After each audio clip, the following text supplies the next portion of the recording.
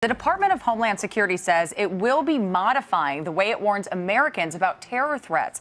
The agency's decision to change the terror alert system comes as the U.S. faces what President Obama called a new phase of terrorism. Now, the changes are all aimed at better communicating threats to the American public. CBS News Justice and Homeland Security correspondent Jeff Pegues is in Washington with more on this. Thanks for being with us, Jeff. What do we know about the changes to come, and how soon can we expect them to be rolled out? Well, DHS is saying in the near future. We can't pin them down to anything more definitive than that at this point. They say there are still details of this modification to the current system that they're working on. So it is not expected to happen this week, but perhaps next week, that according to a DHS official. Jeff, we've really used the same system since the 2011 terror attacks. It's never issued an alert since then. Can you explain the problems with the current system?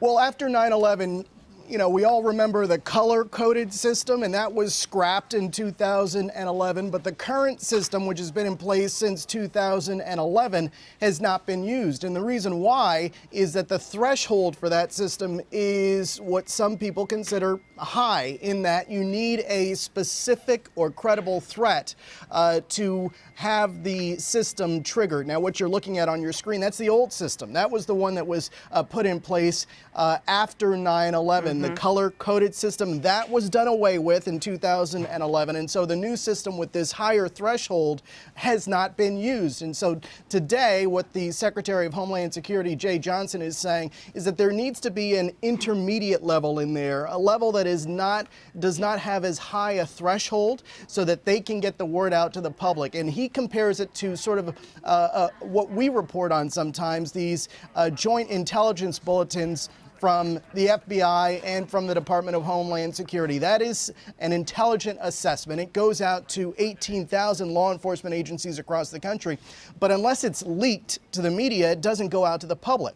So what DHS is looking for is a system that will go out to the public with a lower threshold to be used, unlike the current system. A lower threshold in that you don't need to have a specific or credible threat. Something at the intermediate level is what they're talking about now. Hey, Jeff, before we let you go, are your sources telling you that this has anything to do with recent events in San Bernardino and also at Planned Parenthood, or is this something that they were planning to do anyway?